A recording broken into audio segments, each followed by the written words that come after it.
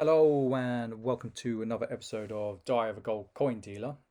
In today's episode, I'm going to be talking about a win I had that not necessarily coin related, but it is related to the business. It is a business based vlog, I guess. Um, I was meant to show you some coins. Sadly, they hadn't arrived. I had it all planned out in my mind. It's like it will come in, I'll film it, I'll put it out, and unfortunately they just didn't turn up.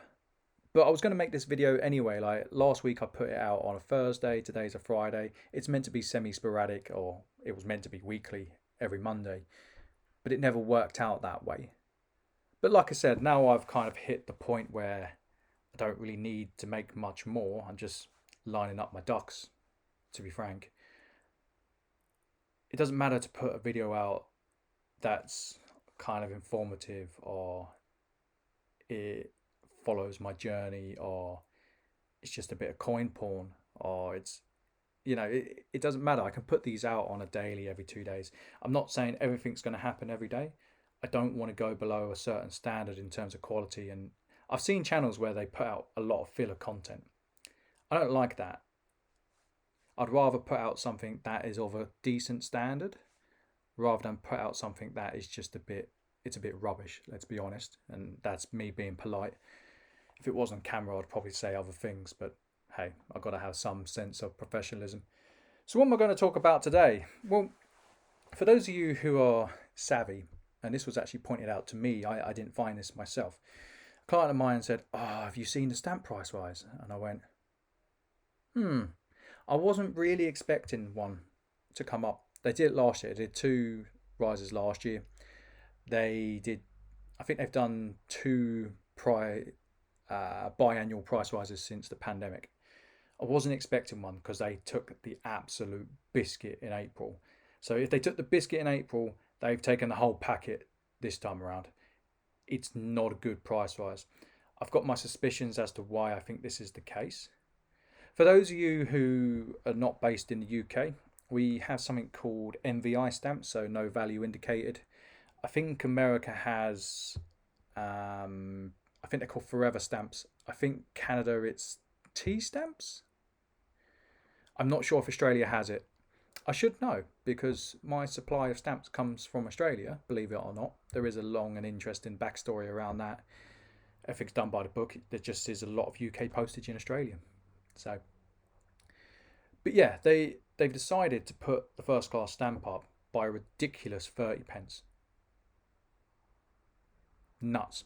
Now that's amazing for me because when I was at my sickest, and for those of you who've followed my channel for a long time, like I got sick last March.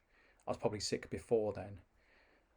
I had nothing but time on my hands because my body wasn't functioning, and in my head I was like, the stamps will be the way forward because I can sit on these stamps and the NVI stamps are just going to go up and up and up. Now, I did not envisage they will go up like this. I think they've absolutely taken the biscuit. I will benefit from that, but equally, the world doesn't revolve around me, and for me to benefit, someone else kind of equally has to suffer. Oh, that service won't get used. It's one of the two. Now, I know I'm positioned to sell discount postage, but the fact that they've risen it from 135 to 165, or at least it's going up to that next month, I think that is nothing short of scandalous. Now, you may be asking, why have they done this? There's been a long battle between the Royal Mail and the standards agents, not the standards agency, like the government, the laws. Basically, they are stuck between a rock and a hard place.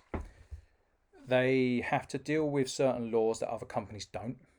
Other companies piggyback their services because they've got a universal standard where they have to uphold the standard anywhere in the country.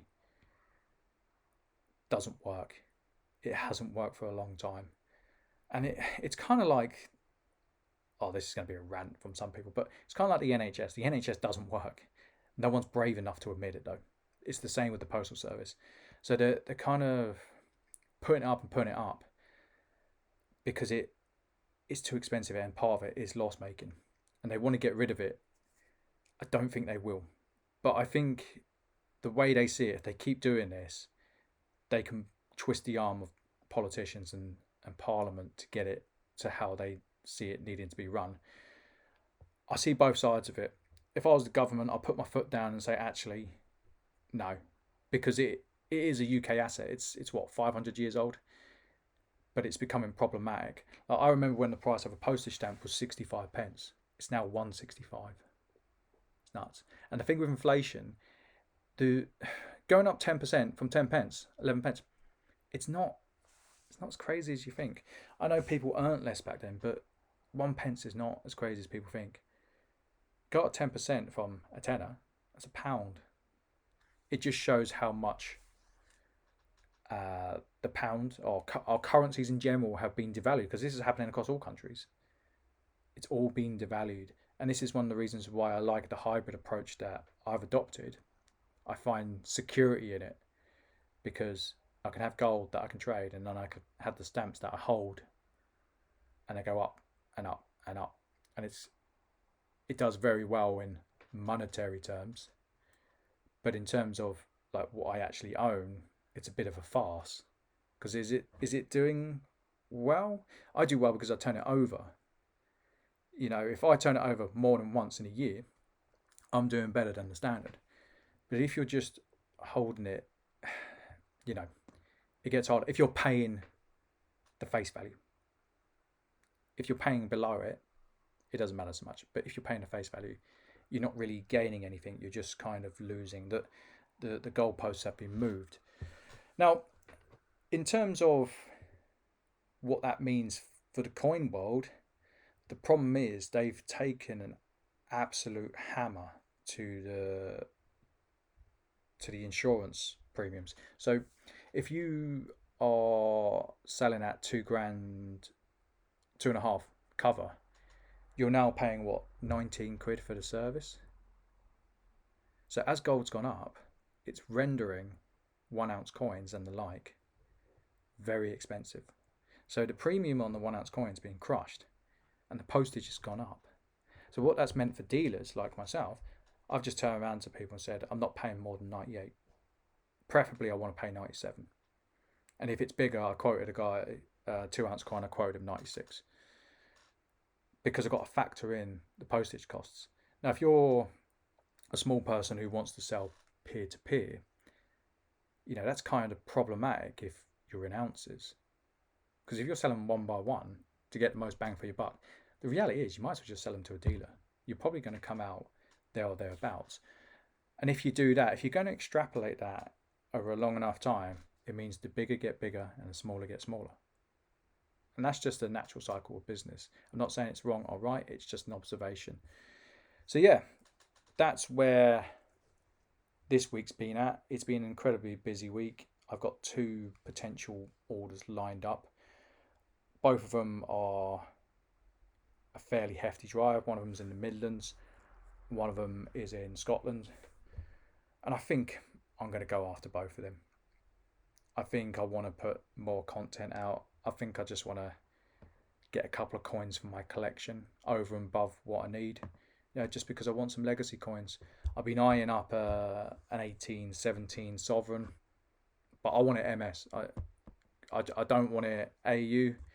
I think I've worked hard literally all my life, and I just want to treat myself to a coin that I probably shouldn't.